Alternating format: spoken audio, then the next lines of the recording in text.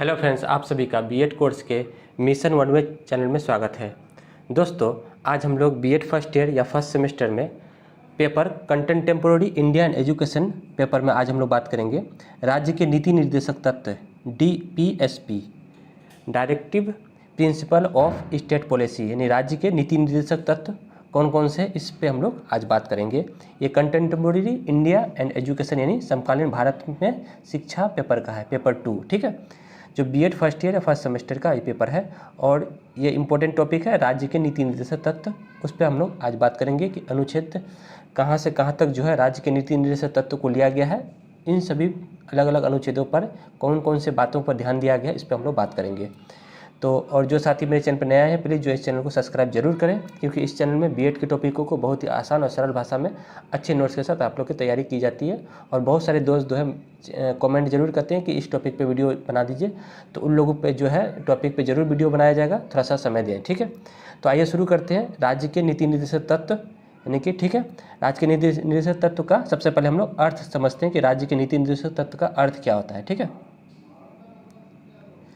किसी भी समाज, राज्य या देश को चलाने के लिए कुछ नियम कानून बनाए जाते हैं।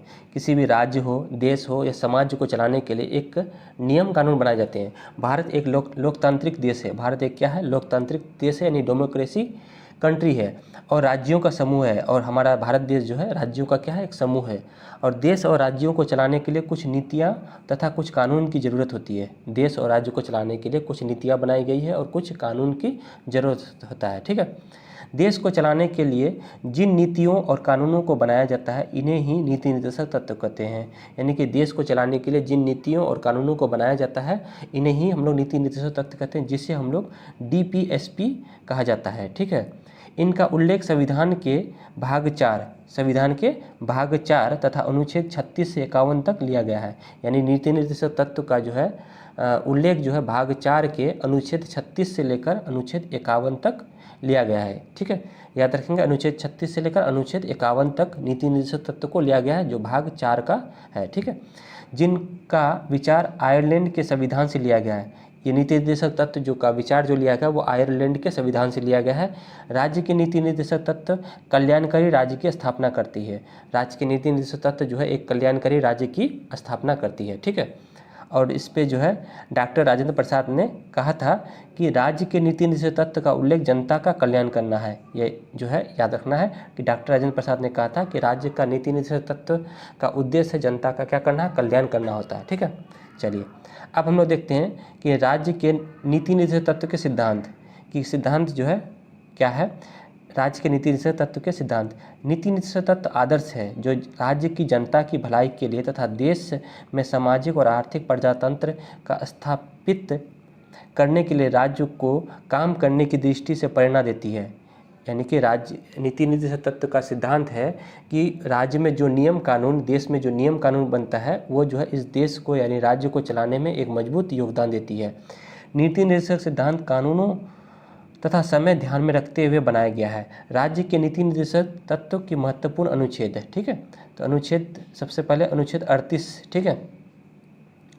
अनुच्छेद 38 में कहा गया राज्य लोक कल्याण की अभिवृद्धि के लिए सामाजिक व्यवस्था बनाए रखना है, ठीक है। अनुच्छेद 39 कहा गया है कि समान न्याय और निःशुल्क विविध सहायता प्रदान करना है। अनुच्छेद 40 है ग्राम पंचायतों का संगठन करना है, ठीक है।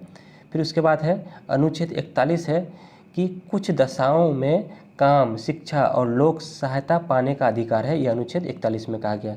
अनुच्छेद 42 यानी 42 में कहा गया कि काम की न्याय संगत और मनोवेचित दशाओं का जो है जहाँ बात चर्चा किया था, तो वो अनुच्छेद 42 में कहा गया है। अनुच्छेद 43 में कहा गया कि कर्मचारियों के लिए निर्वाह मजदूरी होनी चाहिए, वो अनुच्छेद 43 में कहा गया है, ठीक है। फिर है अनुच्छेद 44। अनुच्छेद 44 में है कि नागरिकों के लिए एक समान सिविल संहिता होनी चाहिए, ये बात कही गई थी अनुच्छेद 44 में, ठीक है।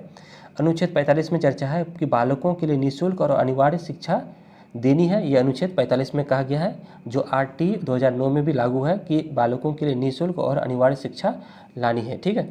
अनुच्छेद 46 है कि ST SC और अन्य दुर्बल वर्गों की शिक्षा और अर्थ संबंधी हितों की अभिवृद्धि भी करनी है, वो अनुच्छेद 46 में कहा है, ठीक है। तो आप लोग मेन जो है पॉइंट को याद करना है, जो है इसमें जो मेन लाइन है उसको याद कर लेना है, ठीक है। अनुच्छेद 47 है कि पोषाहार स्तर पर जीवन स्तर को ऊंचा उठाने तथा लोक स्वास्थ्य में सुधार करने का कर्तव्य राज्य का है, ये अनुच्छेद 47 में कहा गया है। ठीक है, फिर उसके बाद है अनुच्छेद 48 में है कृषि और पशुपालन का संगठन करना है। अनुच्छेद 48 में कृषि तथा पशुपालन का संगठन करना, अनुच्छेद 48 में।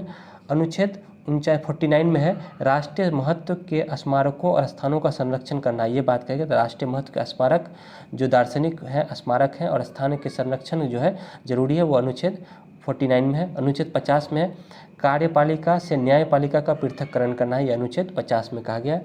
और अनुच्छेद 51 में अंतर्राष्ट्रीय शांति और सुरक्षा की अभिवृद्धि करनी है, हमारे देश में शांति और सुरक्षा की अभिवृद्धि करनी है, वो अनुच्छेद 51 में कहा गया है। तो ये जो है हम लोग देखे नीति निर्देशक तत्व थे, और लास्ट में हम लोग इसका निष्कर्ष को देखते हैं कि निष्कर्ष में है कि राज्य के नीति निर्देशक तत्व यह बात की बताती है कि वह कानून, न्याय, समानता को बराबर रूप से ध्यान में रखकर देश के सभी नागरिकों को बनाए गए संविधान का पालन करना है। यानी कि ये राज्य के नीति निर्देशक तत्व जो है ये बात बताती है कि वह कानून, न्याय, समानता को बराबर ध्यान में रखते हुए जो है देश के सभी नागरिकों को बनाए गए कानून का जो है संविधान का क्या करना है, पालन करना है। ये राज्य के नीति निर्देशक तत्व की विशेषता थी। तो उम्मीद करते हैं आप लोग को यह जो टॉपिक था समझ में आ गया होगा, राज्य के नीति निर्देशक तत्व। इसी तरह से मेरे चैनल पर बने रहें, फिर हम लोग नए टॉपिक में नए वीडियो के साथ मिलते हैं। तब तक के लिए धन्यवाद।